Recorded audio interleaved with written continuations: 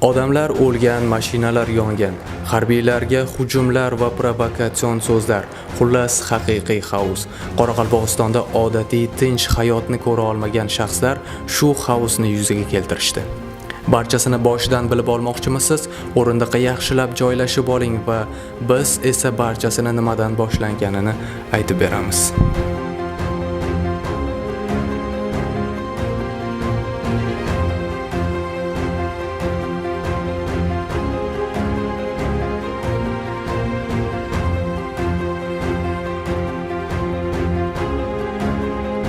Qoraqalpog'iston komendaturasi vakili Zafar Alimovning aytishicha, 1-iyul kuni soat 14:00 da Tachimuratov Davlet Murat Mirzamurotovich Nukus shahri Qum ovul mefiyida joylashgan Salmen ota masjidi yonida juma namozini o'qib chiqayotgan fuqarolarga murojaat qilib, 5-iyul kuni soat 17:00 da mitingga chiqishga chaqirgan.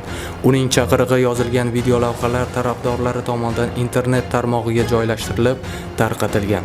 Huquqni muhofaza qiluvchi organ mas'ul xodimlari tomonidan Davlet Murat Tachimuratov aholini mitingga chaqirishdan ko'zlagan maqsadi nima ekanini aniqlash va miting o'tkazish tartibini tushuntirish, profilaktik suhbat o'tkazish maqsadida Nukus shahar ichki ishlar organiga olib ketilgan. Shundan so'ng 20-25 nafar fuqaro Tachimuratov hibsga olindi deb Qoraqalpog'iston Ichki ishlar vazirligi 2-son tergov hibsxonasi oldiga yig'ilgan va Nukus shahri Mir ko'chasi bo'ylab Kaybergenov ko'chasi orqali markaziy dehqon bozori tomonga qarab norozilik yurishini amalga oshirgan. Yo'l-yo'lakay ular boshqa fuqarolarni ham o'zlari bilan birga yurishga chaqirgan.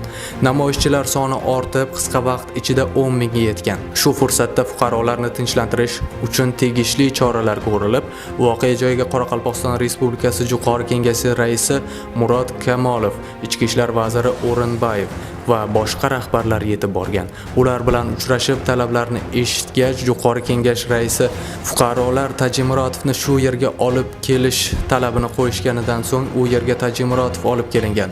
Namoyishchilar olomondan foydalanib, Yuqori Kengash raisi Murod Kamolovning xizmat mashinasi tom qismiga Tachimurotovni chiqarib, unga to'n kiydirib yangi rahbar deb e'lon qilmoqchi bo'lgan. Yig'ilganlar bilan muzokaralar olib borilishiga qaramasdan ular amaldagi davlat tuzumini konstitutsiyaga xilof tarzda o'zgartirish, hokimiyatni bosib olish, qonuniy tayinlangan hokimiyat vakilini chetlatish maqsadida Yuqori Kengashi binosi tomon qarab harakatlangan. Ular harakat davomida o'zlari bilan turli yog'och, tayoq, tosh, temir jismlarni ko'tarib harbiy xizmatchilarga faol qarshilik ko'rsatgan.